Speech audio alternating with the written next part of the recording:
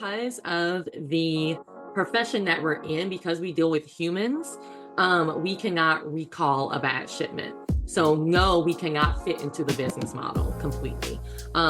So I know that a lot of people are just like, well, if you take all the feelings out of education and just fit them into this business model, it's going to work. And first of all, we've seen that it does not work, and it cannot work because we can't recall. Welcome to Season 2, Episode 4 of your favorite teacher's favorite teacher podcast. Welcome back to your favorite teacher's favorite teacher podcast. And on today, we have a wonderful guest, a young lady that I met going to conference. I go to this conference every year given by one of the school districts, and I see her banner up with her picture all the time. And I was like, oh man, I need to get to know this person because she's there every year putting on these fantastic presentations. And so I went up and I met Dr. Alexander. And from then, like she's been like a mentor to me. And so I was like, I had to have her on this podcast. So without further ado, Dr. Alexander, I'd like you to talk to the audience about who you are, what you do, and how long you've been in education. Of course, and thank you for that wonderful introduction. Oh my gosh. Thank you so much, and thank you for having me on. I am Dr. Desiree Alexander. I am the founder CEO of Educator Alexander Consulting. I'm also the deputy director for a nonprofit in the state of Louisiana called the Associated Professional Educators of Louisiana. I'm also the executive director for the Transformative Educational Leadership Program, which is sponsored by the nonprofit and is to certify educational leaders in the state of Louisiana. So I wear many hats, but they all kind of fall under support of educators. So that is who I am. That's what I do. I've been in education for about since 2002, because I always like 22, 23 years. I've been in education. I started my career as a sixth grade, eighth grade English teacher, became a high school English teacher, middle school librarian, high school librarian, and then district level instructional technology supervisor. And then I left that to work for this nonprofit. So yeah, that is who I am, what I do, and how long I've been in education. Wow, that is very distinguished. And like you said, that is a lot of hats that you have. It's impressive to just hear all of that stuff that you do and to be like on this 20 something year journey. And I know that today's podcast, we're going to get a lot of great information. So, with that, let's just jump into that journey that you have been on. So, we're going to go into the portion that I like to call the journey. And with that, I'd like you to talk to the audience about this journey that you've been on from the moment that you decided that you want to be an educator to where you are right now. So I'll turn the mic over to you and I'll let you tell the audience about that journey. I've always wanted to be a teacher, so it wasn't like an epiphany or any kind of like life-changing moment. I don't know why, probably because I had, good teachers and good support around me, but I've always wanted to be a teacher. My family has teachers in it. We're a very heavy education family, I think. So no real big journey there. Ever since I was little, I wanted to be a teacher. It wasn't really anything else. I would dabble every now and then, like maybe I can do this because I'm really big. I like entertainment. So I was like, maybe I could be a director. Maybe, but I mean, never. That was always like dream, and it was always back to educate. Like it never seriously, took any kind of form. So I've always wanted to be a teacher. Always wanted to teach seniors in high school. That was my goal, mainly because I had such a really good ELA high school English senior teacher. Right. So I love British Lit, and I was like, okay, I really want to do that. And then, of course, I ended up in a sixth grade classroom by different circumstances, and yeah, fell in love with it. Don't think I needed to be anywhere else. Love middle school, love it with a passion. You have to be a little bit crazy to teach middle school, and that's what I love about it. You know, Yes. it's I'm very non-flexible in my real life. I'm very type A. Has a place, everything has a time, everything. But you really can't be that way in middle school. So it's like the direct opposite. And I loved it. I loved the chaos of it, and just loved it, loved it, loved it. So, did middle school in Louisiana and Texas, and became a librarian. So I got out of the classroom, became a librarian. I always equate that from being like the mom to being the auntie. So I was still in their lives. I wasn't like the direct person. So that was kind of heartbreaking because I'm like, no, wait. But then I fell in love with that role, like 100% fell in love with that role because I could do so much. I could reach them in different ways. And of course, you didn't have some of the other stuff that you have when you're a classroom teacher. So absolutely loved it. I had to switch my brain to it. It showed me a lot of what elective teachers go through because I was kind of put under the elective hat and I was Mhm. ELA, ELA math, like your core, like your number Yes. one, number two core. So I was like, oh wow, okay, I see how elective teachers are sometimes disrespected and treated. And so I was like, okay, so again, I love seeing different viewpoints. Um I just love growing as a person and with empathy and seeing different viewpoints. So that was very interesting for me to see kind of that viewpoint.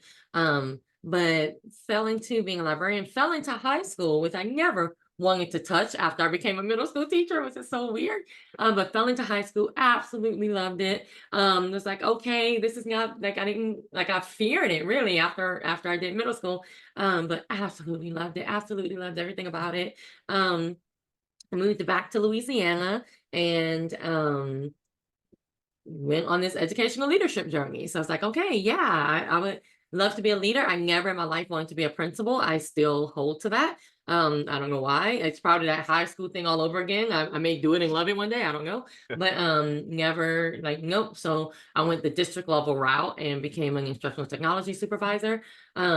And it was okay. It wasn't being a teacher, it wasn't being a librarian. I don't think it's where my heart is. But it was okay. I also think where I was a teacher in different situations and I was a librarian in different situations, I was only a leader in one district. Mhm. So I feel like if I was a leader in different situations, I may have liked it better. And I'm being very political and diplomatic when I'm saying all of this. I get that. Because we can have a real podcast, but we're gonna keep it professional. So that is what my journey is. And then I left education, a district system, which was very scary. I was like you don't like what once you it's like if it's not a district, what is it, right? So I was like, wait, what am I doing? What am I doing? So left it, and oh my goodness, I fell into such a blessing. Mhm. So working in what I'm working with now, having my own company, working with the nonprofit I work with, it has been life altering and life changing in ways I cannot even describe. I absolutely love it. Doing professional development, being in service of teachers, I have Mhm. found my second passion. I think my first passion is, of course, being in service of students. But even in the middle of my first year teaching, I remember we had new teachers coming in. And I was like, well, they don't know what to do. They don't know who to talk to get scissors and who to talk to. So I made this little packet. And I think back to that, of course, hindsight is 2020, but I made this little packet for new teachers that when they came to campus, they knew who to go to get what. And I'm like, that was my start of help supporting teachers. I'm like, I love it. So yeah, that's my journey to now. And that is an amazing journey. Now, for our audience, I have a few questions based on your journey. Mhm. So, you said that you got to begin in middle school as an English teacher, teaching sixth grade, and then you transitioned from that into being a librarian. Can you talk to the audience about some of the pros and cons of being in the classroom as a and I know in middle school, the RLA, ELA is a beast. And for us in Texas, we have 90-minute blocks doing Hmm. that. So, like, what are some of the pros and cons that you've seen from being in a ELA or RLA classroom versus being that librarian?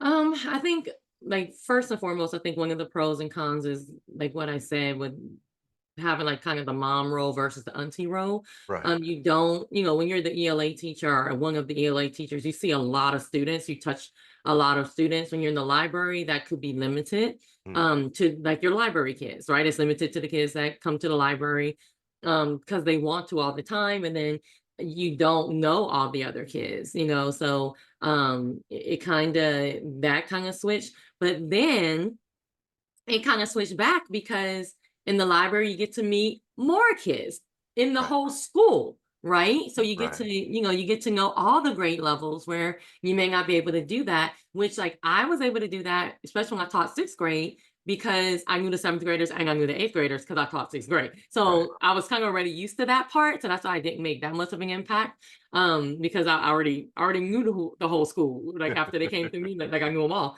most of them at least. So that was kind of one of the things. I it's hard to answer that because it depends on what kind of library you're in. Okay. I call it a principal's librarian or a Mm, librarian's principal. So sometimes you get into a situation where you have a librarian's principal who understands the strength of the library and right. understands what it can be. And then you have those non-librarian principals who look at you as an extra person on campus. And I've been in both situations. So if you're in a situation where they look at you as an extra person on campus, of course that's a downfall, especially when you're coming from the ELA classroom where you were vital, right, to being that extra person on campus that you can cover classes or you Mm, can take these kids or you can go do this. And it's like, well, I actually have a job, but they don't understand. They think librarianship is just checking out books. mm, And that's not, it's a part of it, but it's not all it is. So if you do get into a blessed situation where you have a librarian's principal, then it is I'm going to say a plus because you can do so much and make so much of an impact. You can help your teachers. You can go to all, instead of you being just in your content, you can go to all the different content meetings, learn all the different curriculums, see how you can support all those different curriculums. You see so many more students, you can bond with them on a more personal level than a teacher level. right. Again, mom versus auntie, right? Like mom Right. has to put you to bed. Like mom has to give you the root. Auntie can be like, let's go, right? So it's more kind of like, okay, well, let me get this book that you really want. Yes, da, da, da, and doing programs that, kids are like, I'm scared of college. Okay, let me hook up a college program for you where college recruiters from the top universities around here come and talk to us. Da, da, da. So it's just like that kind of stuff. You have more freedom again if you're in that situation. You have more freedom to support, and that was amazing, and that was awesome. And like even being in the librarian role got me deeper into technology, which I do a lot more with now. So yeah, I think those would be like the pros and the cons kinda of the two situations. A lot of it depends on the school you're at Okay. and the administration because it's going to make or break your, well, of course your job as a classroom teacher, but absolutely 100% even more your job as a librarian. Oh, well, that's fantastic advice. I do appreciate that. I'm sure that the audience would as well. The importance of your administration, because one of the things that I talk to people about is, hey, just because there's a job opening somewhere and you want to grab that job, you also have to make sure in that interview process that you find yourself a good fit for that Mhm. organization too, because your beliefs and your understandings of what education is may not match up to the administrative aspect of it. So, 100% agree. And you can, I mean, definitely, when you go to interviews and they're like, do you have any questions for us? Ask questions. You mhm, also ask them why the person left and just see how they respond to that. that So, I is a mean, they can great be question. like, oh, well, it just wasn't a good fit, or, oh, she got pregnant, she left, or they can be like, oh, baby, da, da, da, da, da. And if they start with that, if they start with the negativity and they start Yep. with you already know that's not the place for you. Like, you just say, thank you so much, blah, blah, and you just head on out. Like, so yeah, absolutely. It has to fit your culture. Because I tell people that, like when I go on interviews, I'm interviewing you too, because I Mhm. know I'm awesome. So I'm also interviewing you. I'm Yes, trying to you see if are. you handle Yes, me. you are. And once again, hey, audience, you heard it here. Make sure you ask them, hey, why did that last person leave? Fantastic question. One that I did not think about. That's great. Um, you touched on something too that I wanted to ask you about. You said when you were a librarian, it introduced you to the technology side of it. You are guys, I'm telling you, she's very tech savvy. Been uh in her presentations, she is tech savvy, and this is coming from somebody who is tech savvy. So like, can you talk about that, like the introduction of technology into your role as a librarian, and how did that shape who you've become as this tech savvy guru that you are? I don't know if I would say guru, but thank you. I do give credit to a certain district I worked in, and that's Duncanville ISD in Okay.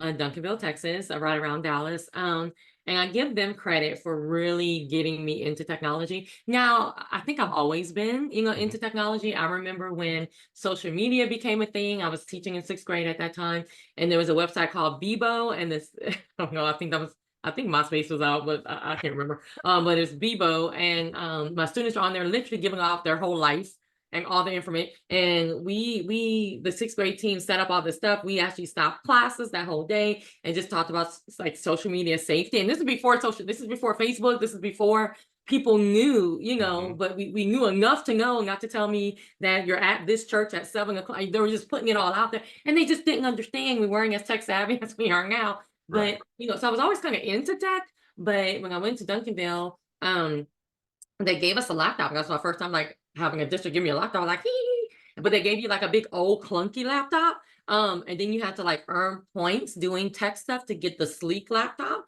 And I was Mhm. like, okay. So I had the big clunky, which I was happy with anyway. But then they kind of forced you to do stuff. So I had to like create a PowerPoint, do these kind of things. I had to do this and do that, and create a website, do these kind of things on it. Wow. And it forced you to kind of do it. And at first I was like, this is trivial. This is demeaning, whatever. I'm not going to do it. I'll just keep my clunky laptop. But then I got into it and I was like, okay, I really like, oh, I actually did learn from that. Like, you kind of, think too much of yourself sometimes. And then I was like, oh, I'm actually learning from doing these things. Give me more. And they're like, calm down. We don't have any more. But I was like, no, give me more tasks. Like I was learning from it and I loved it.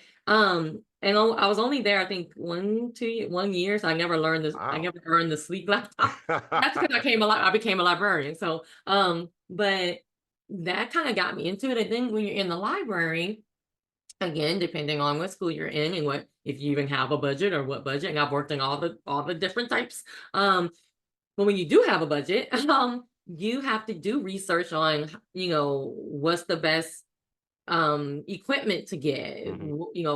what are the right ways to decide that, and things to consider. And then you go into the software and you're like, well, what software to get, what apps do we need? And that really, especially when I went to a high school that had a really nice budget, um it really got me into it. And that's what introduced me to the vendor world, because I was like, oh, there's these people called vendors and they like to sell you stuff, and they'll buy you donuts and they'll try to take you to dinner. I'm like, oh, because my first time being a librarian, I really didn't have a budget at all. And then when I went to this school, I was like, oh, okay, this is a whole new world for me. So, and then that got me even deeper into technology. Yeah, and then like I said, I became the instructional technology supervisor at a district, and of course, that got me even deeper into technology. So, yeah.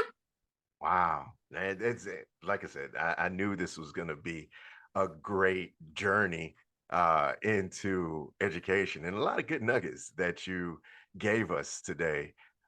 So now what we're going to do is we're going to move on to the next portion of the podcast, a part that I like to call the yin and the yang. So in this portion of the podcast, I like for you to talk to the audience about your worst day as an educator and your best day as an educator. Just a story. And to keep it positive, I like for the guests to start off with that worst day and end it on a positive note with their best day. So, if you could just share with the audience about your worst day as an educator and your best day.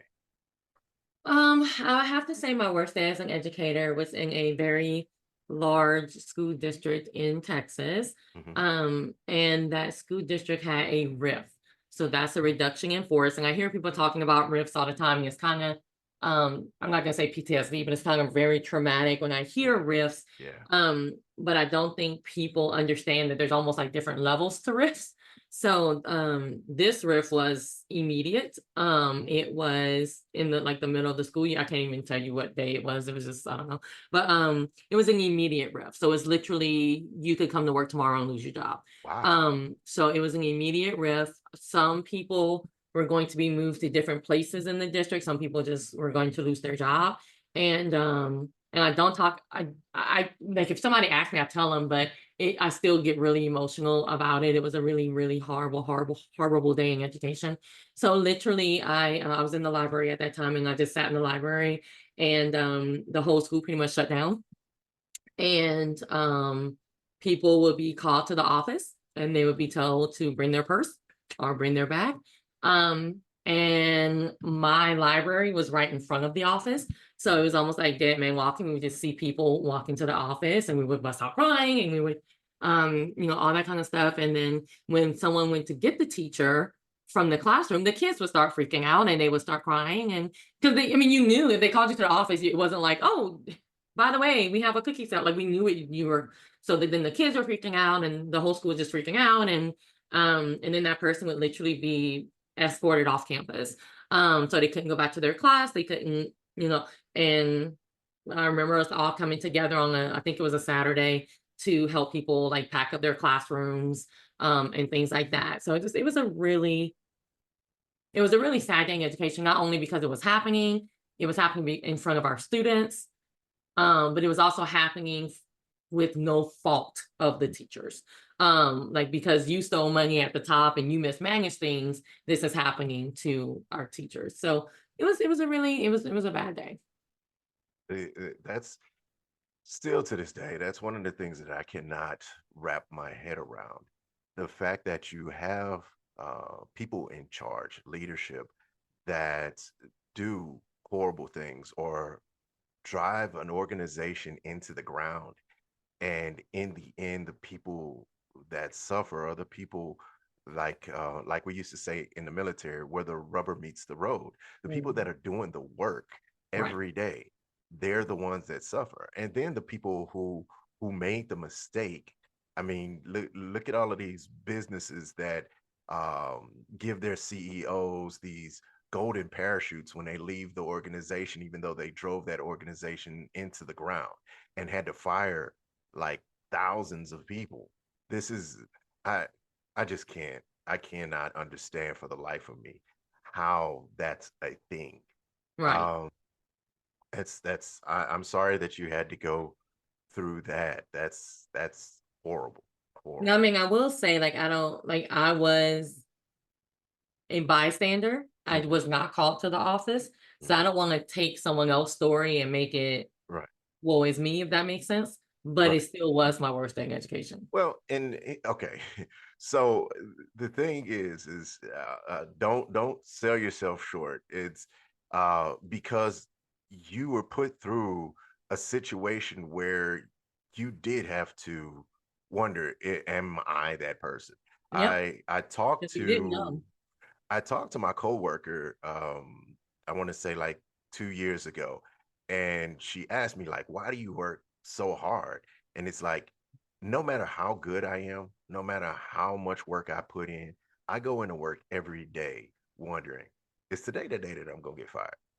Right. Through like you said, through no fault of my own, Right. because of somebody higher up making a decision, an unjust decision, an immoral decision, and it trickles down to the point where I have to lose my job.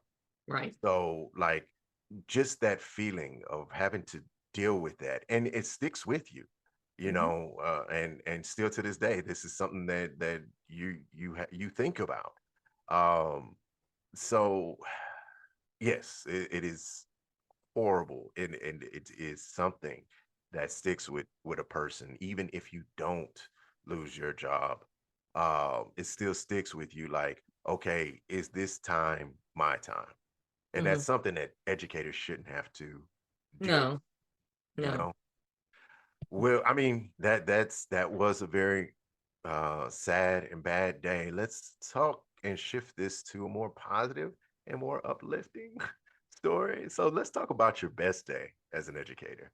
I have tried to think of a best day, and I cannot come up with one day.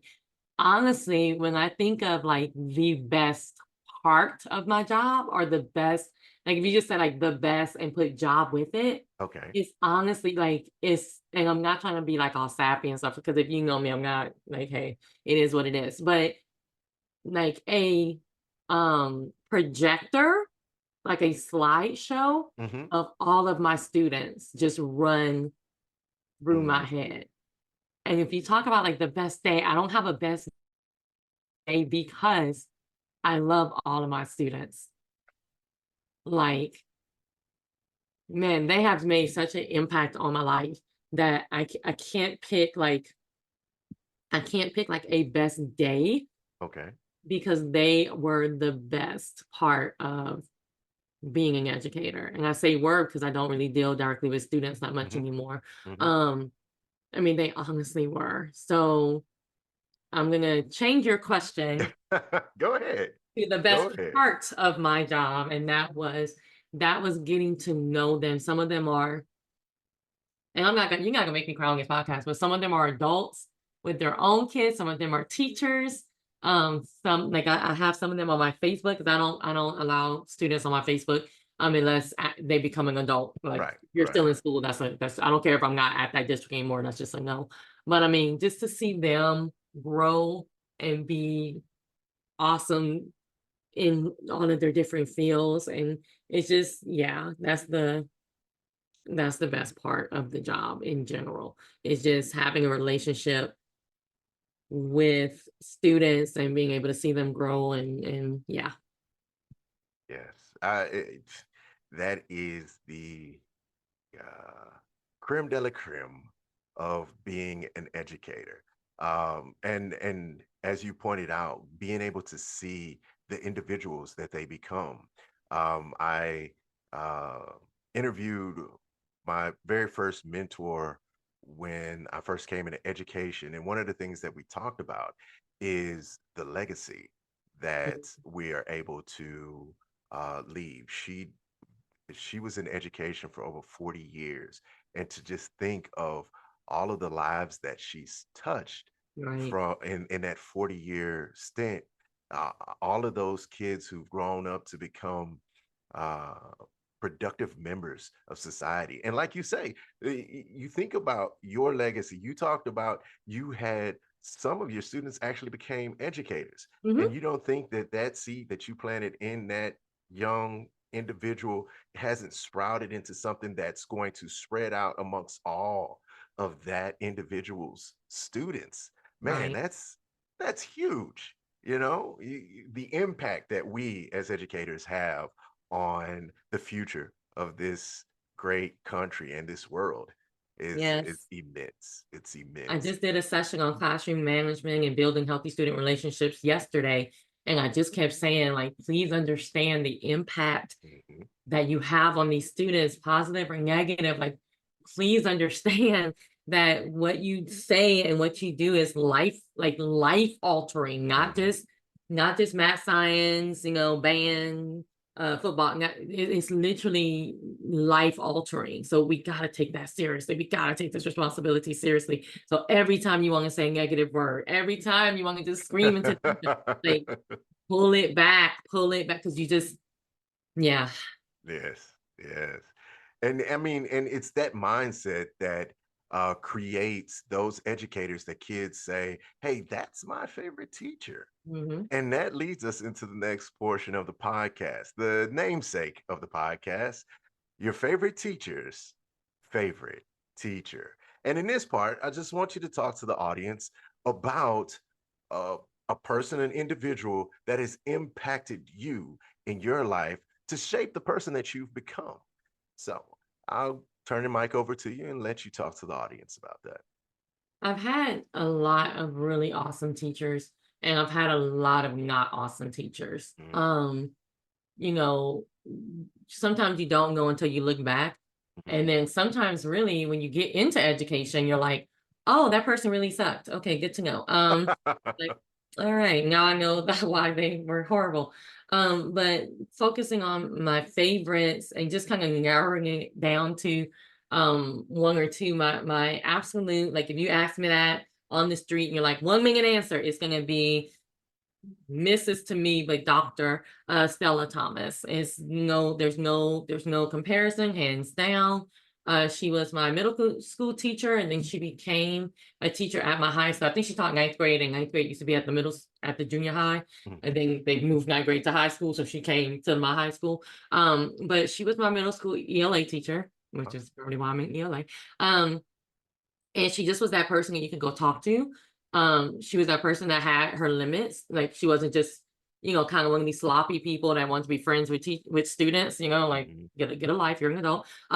But she was there to help, she was there to support. Um, she told you what she needs to tell you when she wanted to tell it to you. Um, just kind of no nonsense, but has such a heart and such empathy. You also saw her being successful in other things in the community. Mhm. You saw her being a person, you saw her loving her community and wanting her community to be better. Um, and she was just everything. So when I was at a conference, I don't know, somewhere, I go all these places. So I was somewhere, and the speaker said, your favorite teacher, like reach out to them today, just show them some love, if you've never told them, tell them today, that kind of thing. And I was like, you know what? Yeah, I mean, hopefully she knew. I'm sure I told her at that time, but hopefully she knew how much she meant in my life. And I went to reach out and found out she had passed away. Oh, And that was heartbreaking. And I don't know how I didn't know, because I mean she's, I don't know how I missed it or how I didn't know. But so now I tell people, like, reach out, like, don't wait, don't wait, don't wait. Reach If you have somebody that came to mind when William asked that question, reach out to them today. Like, just find them on Facebook, reach out, don't wait, because you may not get the chance. And then I would say my secondary one is that high school British lit Dr. Rodney Johnson. And he was just a very much no nonsense teacher. He was one of those people where, he was sarcastic, which I'm very sarcastic. He was sarcastic and all that kind of stuff, but you saw the love behind it, and that's the thing that I really like, because he was snarky and he was all these things, but you saw the love behind it. Like, you saw that he really genuinely cared about his students and about you being better than you were when you left his class, when you came to his class. So yeah, so those are my two definitely favorite teachers. awesome. And you know what? You touched on something at the beginning of that that I do want to address. Well, actually, two things. First, you said that there are the good teachers and there are the bad teachers in there. One of the things that I learned um, in my military career was you have good leaders, you have bad leaders. And one of the best leaders that I ever ran across told me, hey, you can't just focus on all of the good things that the great leaders do. Also, focus on the bad things that the bad leaders do to ensure that you do not follow in those footsteps. Because, Agreed. um, yes, there are amazing teachers out there, and there are some not so amazing teachers out there, but don't just ignore them. You know, they, I don't care how bad a teacher is, they're not doing this because they just hate teaching. It's just they've fallen into a pitfall that has made them who they are. And they are giving you the signs of what pitfalls to avoid. So, yes, shining a light on those teachers who do amazing things, but also recognizing those teachers who are not um, so amazing. And through no fault of their own. I guarantee you, it's not through any fault of their own. It's just their who they are in their learning of being a teacher. That's just probably what they were taught. So make And can I sure that you disagree take with you from it. just Go in ahead. one point? I do Yes, want to ma'am. disagree that is through no fault of their own, just because Hmm. I think by saying that statement, you're coming from a place that everybody has a good heart. Okay. But I've also had some racist teachers. I've Ooh. had some, so I'm like, yes, if that person has a good heart and it could be Hmm. through no fault of their own, just Right. circumstance. But yeah, we do have those on the other side that are just bad people in general. Yes, yes, yes. Well, I do try to always look at give people their the benefit of a doubt. I do. I like to try to believe that there are no bad people, but you're right. There are actual bad people in this world. And it's in So, every profession. So we right, right. can't be blind to think that there's no just bad, generally bad intentioned people Right, being right, educated. right, right. Bad intentioned people. And the other thing that I wanted to point out, a huge thing for the audience, is reach out. Yep. Those educators that have impacted you and made you who you are, you know, tomorrow's not promised to anybody.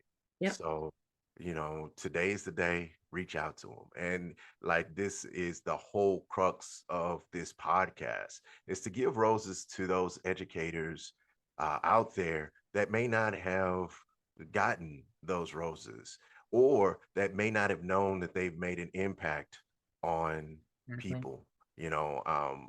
I've talked about this before about how there are students that I think I've impacted the most, but yet at the end of the school years, that kid that was quiet in a corner, didn't say much of anything, that would come back, talk to me and tell me how much of an impact I've made or left me that letter. And I'm like, wow, I didn't even know you were listening because Right. most of my message really wasn't for you. It was for that student that was cutting a fool in the class. Right. But like they heard what I had to say. So like reach out because your teacher may not know about that impact that they've left. Agreed. So now we're coming to the last section of the podcast, the section that I like to call "Tell them how you feel." And Oh. in this section, I try to have my guests talk to that non-educator, that person that doesn't deal with education on a daily basis. Because, like I've said in the past, I've always wanted to be an educator, but my vision of what education was turned on its head once I actually got into education. Mm. A lot of the stuff that we do as educators, the civilian world, and there I go, the not civilian world, but like the normal public, Gotcha. doesn't really know what it is that we go through on a day-to-day basis as educators. So I like to give you a platform as a guest to talk to those people and tell them about like how you feel, the things that you've gone through, and like just let them know, hey, this is what's going on with me as an educator. So I'll turn the mic over to you for And it's funny you said civilian where I'm an army brat, so I didn't that. like, yeah, civilians. So I think number one, and I say this when I'm speaking about equity and things like that, is that no group is homogenous. Mhm, So we are a profession like any other profession. So what I may say does not mean that the next person who's an educator is going to feel the same way. mhm, So no group is homogenous. You can't just talk to one educator and think you understand all educators, because again, we are a profession. So I was saying number two is we are a profession. This is not a voluntary thing that I'm doing. This is not, this is something that I chose to do. This is something that I'm degreed to do. This is something that I'm certified to do. So, please understand that we are professionals, just like any other profession. We're actually not like every other profession, but I'll get to that in a second. But we are professionals. So, no, I'm not. I don't need your pity. I don't need anything like that. I just need your respect, just like you respect any other profession.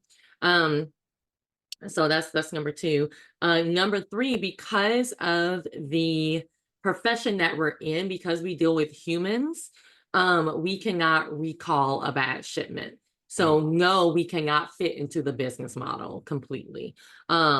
So I know that a lot of people are just like, well, if you take all the feelings out of education and you just fit them into this business model, it's going to work. And first of all, we've seen that it does not work. And it cannot work because we can't recall a generation that we just, didn't reach. Like, oh well. Mhm.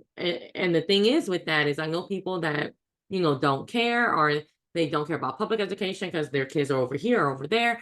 And the thing is that we're so short-sighted, at least in America, um, that all of those kids are going to affect you one way or the other. So it's so kind of ridiculous that we get into our little silos and we don't understand that, if I don't care about every single student in this generation that's coming up, they're going to affect me one way or the other. So either they're going to be awesome people or they're not. They're going to either be our leaders who are voting on stuff and making decisions for me when I'm in the nursing home. We always say they're going to be counting out our medicine wrong. They're going to be breaking into your house. Like, it's going to affect you in one way or the other. So it's just like, no, you can't just worry about just your silo. You have to worry about all. And that's what keeps teachers up at night. That's why we're stressed out. One of the reasons that we're stressed out, because we understand the importance of what we do. And we would love for other people to do so as well. I'm gonna stop counting because I'm gonna get. I'm gonna stop the number counting. So I think I'm on 4 or 5. So that's For another thing. The other thing is the bureaucracy around education. There's bureaucracy around every profession, and I don't think any educators don't know that. I think where we get frustrated is that the bureaucracy doesn't match what we do. Where in another profession, you may have the hospital board, or you may have, other doctors making decisions. We do not have other educators making decisions. We have right. people that think anyone can be an educator making decisions. And that's why I feel like education is different from a lot of the other, at least professional degree professions. Well, It's that we have so many people making decisions that have no idea about what is being done in the school. and Dr. Alexander, I like for you to like expound on that because I understand what you're saying. But those people who are not in education don't understand like what you're saying. It's like your school board, isn't that full of teachers? TEA, Yep. isn't that full of teachers? So Yep. like explain quickly if you can, like what do you mean by that? So I'm talking about the top down Right. politicians, federal government, Hmm. on down to state government, even people running your DOEs. Like, you need to start looking at who are these people, because a lot of people just assume that, oh, these are former educators, Hmm. and they're not. They're the person that runs the dry cleaner. There's the person that is at the rally for either side of the political. Like, it's all these people that have no clue of what educators do that are leading education, including your school boards. I think so many school boards are a joke because of that. They don't know anything about education, and it's just another political group getting together to decide people's fates. And the weird thing, the thing I don't quite understand is because, and this is another point, because we are the foundation of society, and I don't care, like I'm just gonna say we are the foundation of We society are. because we see everybody, Hmm. we see the general public. We have a hand in how society is going to play out.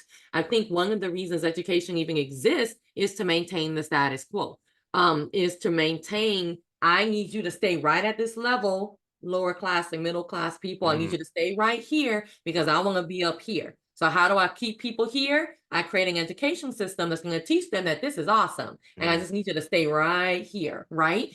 And then when you start doing stuff like equity, like SEL, like critical thinking, you get that backlash because we can't Mm. have you move from here. We don't want you critically thinking because then you're going to ask, well, what's going on in this society? I need you to stay right here. Mm. Hmm. Okay. So how best to do that? Put people in charge that want to maintain that status quo versus wanting to create a society that thinks and questions Yeah. and has empathy towards people that are not like them and want to spread love and kindness. We can't have that because the people making the decisions about this whole system don't want that. Wow, that's deep. That is so deep. Ooh, I knew I knew that this podcast was gonna be great, but I did not know it was going to delve into and this Yeah, is a tell me how lot. you really feel. I think you said, Well, but and the not thing is, everybody agrees with me, and that's completely fine. well, But and that's the beauty of like you said, critical thinkers, right, because a critical thinker can sit there and listen to something that someone else has to say outside of their belief system, and then analyze what's being said to make a conscious decision. Oh, should I shift this way, or should I stay with my own mindset? agreed. And in today's society, we don't have enough of that. It's like, oh, I can put this thing on TikTok and everybody in the world will believe it. And And funny, why don't we have enough of it? the education system. It's I mean, well, this I is the mean, only system that every single person mhm, passes through. Not yeah, everybody passes through the hospital system. People are born at home, and not everybody passes through the legal system. hmm, Education, it is mandatory for you to go to school. I exactly. mean, really think we're the only system that I can think through right now Hmm. that every single person, whether you're homeless, whether you have a house, whether you has to pass through. Yes, yeah, yeah. And yes, I love that you said that. That is fantastic. That you. I mean, and here's the thing. Um, a quick anecdotal story. Uh, uh, I was watching a TikTok, and I have a working age son, as that's what I'm gonna say, a working age son, and I was thinking about jobs that he could do. Scrolling through TikTok, I saw this one job where they were talking about the people who load your plane, and Mm. on the TikTok it said, uh, "Oh yeah, this is such a difficult job. They pay you $7,000 a month to do this." I was like, seven G's. Oh my. I was like, A I want month. my son to do this. And so like immediately I send the video to my coworker whose husband actually does the loading on the planes. And I'm like, 7 G's. I didn't know your husband gets paid 7 G's a month. Like, is this real? And she's like, no. If it was, I would not be working right now. Right. And that's the thing. It's like so many people take stuff for face value because I watched it on TikTok. It must be real. And Yeah. with the advent of AI too, like the Mhm. stuff that they can put out there, and then so many people are just going to believe it if they are not critical thinkers. Yep. If they don't say to themselves, 7 G's a month, that don't sound right. Let me go do Right. my research. Then it's gonna be like, oh, did you know you can make 7 G's a month doing I X, saw, Y, Z? I'm telling you, it's true. You Like, know, it's yeah. And that's the importance of having those critical thinkers. agreed. Man, I love that you brought that up. That's fantastic. And I mean, now like we're at the end of the podcast, and at this point what I want to do is I want to turn the mic over to you to talk to the audience about any like where they can find you. We'll talk about your organization so that they can get a little bit more information on where they can go on your website to like if they want to have you come in and do any presentations, like all of the information. So uh tell the audience about that. I think for me, at least, it's a very simple answer. Everything is on my website. Okay. So, even a link to the nonprofit I work for is on the website, a link to how to subscribe to my newsletter, my YouTube channel, all the socials is on there, how to book me is on there. Literally all the tips and tricks and presentations and newsletter, like anything you can think of is all in one spot. So that is educatoralexander.com. So you can get to educatoralexander.com and you can get to me. Phone number, email address, everything is in one spot. So educatoralexander.com. And for those educators out there on the website, there are a lot of tips and tricks, like short videos that you can watch as well as all the information that she just provided for you. And I'll make sure that I put the information in the description below as Yeah. well. So, with that being said, thank you so much, Dr. Alexander, for being on the podcast today. And that's all the time that we have. We're out. Peace. Bye. Thank you for taking the time to listen to this episode of Your Favorite Teacher's Favorite Teacher podcast. If you have a story you'd like to share, please contact me at wdstubblefield@wdsi.us. Again, that is wdstubblefield@wdsi.us. And you could be our next inspirational story of how educators impact our lives. I'm your host, Mr. Stubblefield, and I want you to remember, no profession is possible without your favorite teacher.